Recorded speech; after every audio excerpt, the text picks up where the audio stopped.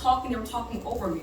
I couldn't understand them. I'm a high D. High D. Hey. I don't want you talking over me, right? So I went to real estate school not to be a realtor. So I could understand the process, so I could do it myself, and I became a whole damn beast. Use the language. A whole beast after that, right? And so that's why I'm saying, like, your next thing just needs to be, stop thinking it has to be perfect, a step up from where you are right now. You're one decision away, one property away can change your life. That one property changed my life.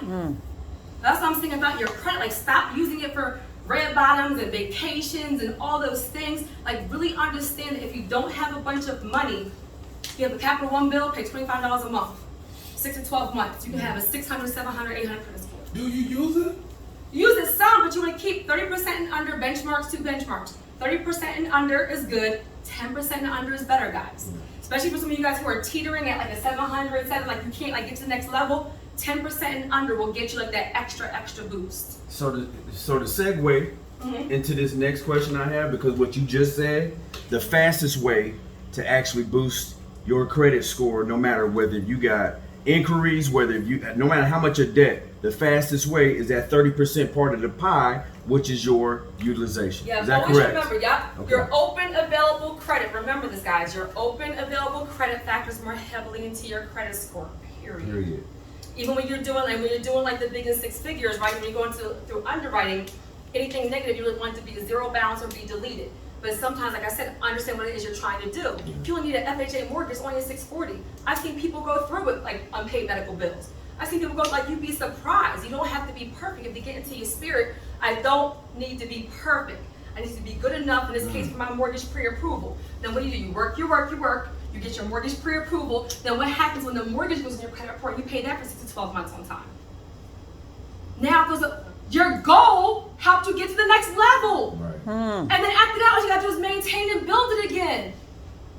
But look, I'm preaching better than y'all clapping. Like, seriously, you understand how you change your life. And what I'm gonna say about the business credit real quick is if you're doing the business credit, have your own primary trade lines, not authorized. Now, somebody say not authorized. Not authorized. Guys, nobody's gonna give you that big money because you're authorized using on somebody else's card. So get your own right now, because if you have 24 months of positive payment history on those, that's how we get you the $10,000 and $20,000 and $30,000 business credit cards. That people got in this room right now.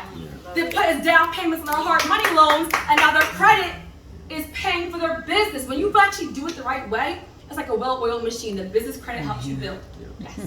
So question, the argument of it's better to purchase something, gas, you go to Target, regular stuff, and you spend it and you pay it off, versus I'm gonna get this open line and then I'm gonna pay on it monthly on time. It's faster to pay it off, so that every month when it reports, it just says paid.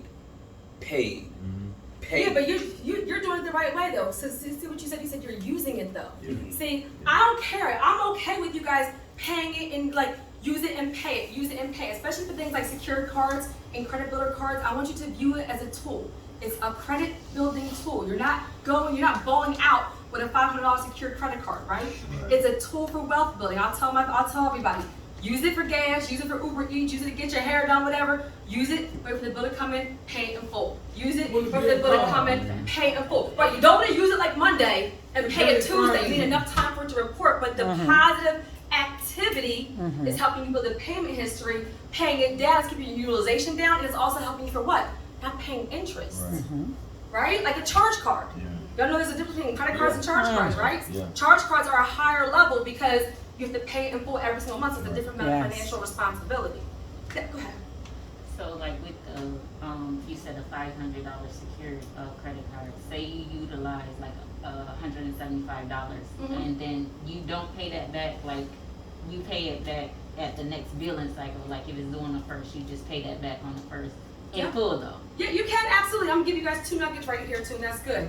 If you don't have the money, this happened like during COVID-19, let's say your bill is $200 and your minimum amount is $25. Guys, we can fix utilization later. We can't fix that. Late payment can drop your score 100 points if you report it for 7 years. Remember that. I'll even tell my people who have a hard time. Like I have busy business owners that have the money. And they get so busy they'll forget to pay all their bills. Oh my God. So 2 things right here. At least put your minimum payment on auto pay. At the very least. And the second thing, right, especially if you guys are like paying off your cards, say you have 6 cards. You know how some of the cards may not be like the best cards, maybe like an annual fee. I've had people like get a late payment because they forgot about the annual fee or the monthly fee. I pick one day of the month. Maybe it's the 5th of every single month, and I'll log into all my cards, even if there was 0 balance, just to make sure I didn't miss like an annual fee or like, you know, a monthly fee or whatever. Like make a system that works, make a system that works for you. But if you don't have the money, just at least try to make the minimum payment. We can worry about the utilization later. Like that will save you a lot. But if you make the minimum payment before the billing, so if it's due on the 1st and I make the minimum payment on the 20th, does it still, okay. Yeah, and one more thing. So I did that video on hiding your utilization. Guys, there's a reporting date, a statement date, a billing date. Reporting date, statement date, billing date. You want a nugget? How people really like work the system? Learn the reporting date of your credit cards. They'll tell you one thing. That's exactly what you have to do. Like, I don't care, make that action. You have 5 credit cards, write down the names, call one Monday, one Tuesday, ask them, when do you report to the credit bureau? Do you think Discover reports 18 million times a month based on you? No, Discover may report the 5th of every month. Capital One may report the 10th of every month. You know, American Express may report the 29th of every single month. So this is what you can do. So you have a high balance. You're about to go apply for something. You can pay it down before the reporting date. See, the problem is people back things out. They don't understand that. Then it stays on there for like 60 to 90 days, and you're applying for things. That's another thing. Don't stop applying for things without checking your reports first and just like crossing your fingers. So with your program, Right. So let me recap for you guys real quick. So 1, define the goal, right? What are you trying to use your credit for? Number 2, pull your reports, right? FICO scores. Number 3, figure out what the problem is, diagnose the problem. Number 4, put together a plan. 3 months, 6 months, 9 months, 12, and make sure you benchmark. For business credit, incorporate your business now. Get your EIN now. Get your business bank account now. Even if the business is not up and running, because as you start to build, you can build business credit right now too. But when you start to go for the bigger money, right, your time in business you've been incorporated can serve you. Even if you don't know, my name is Terry Cowser. I can make my LLC Terry Cowser LLC. Business management. Business management helps me do what? I can do ebooks, I can do teaching, I can do I don't niche myself in. Even right now, y'all, look, my business is not categorized as credit. Come on, somebody. What? Why do I do this? High risk. Now is I'm a business consultant, which is what I actually am. Can you speak on the NAICS codes? But they all very, what I'll say is this. Look, I don't want you guys to get hung up because I do have successful real estate investors. So you hear all the time that real estate is like a risky industry, right? So you guys, there are certain high risk industries, right? It could be like, you know, ammunition and real estate and, you know, pawn shops, like things like that, like high risk industries. But there are businesses in those industries that still use business credit and make money. We don't do excuses here, right? We don't do excuses. So you can be a real estate investor, but this is why the fundability piece is so critical, guys. So this is why you want to have your EIN, your business bank account, your website, your DUNS number, right? You want to have your vendor accounts, because it's not necessarily the industry, it's how stable you look on paper. I want you to think about it. If you were trying to hire a lawyer, right, and on Yelp it had one name and address, and then on their social media it had one name and address, and then when you look at their LinkedIn it had a different name and address, you'd be like, how do I find him as a lawyer? Like, he's all right. Am I right or wrong? You're right. But so it's for business credit, they want to look at multiple trade lines, they want consistency. It must be the same everywhere. That will get you your money more than anything else. I have to run, but I want to just give a quick testimony. Let's hear it. I've been working with Terry, you know, actually for not even that long, but she has been amazing. So Amen. She's definitely the real deal. I personally am one with a ton of debt, personal debt, student loan debt over $100,000. So just to let you know, like, it's no excuses, especially when she says, like, first thing is getting that LLC. I still, in November will be a year, but so it's been less than a year since I've had my LLC, but that was one of the first things I did. I just started doing that and then just following all the steps that she said and following the steps that she said, knowing what you want to do, and really my goal is to it makes real estate real is my primary thing, but I'm also working on other income producing things, and the goal is to pay down the debt, but it's going to be using the now 20,000 in business credit that I've keep up with the debt. So again, she's the real deal. She definitely got even with those types of challenges. So Yes, like I know I can be in. It's been a long day, and so I'll let you guys go. I'll stay after if I have any individual questions. I know I can be intense.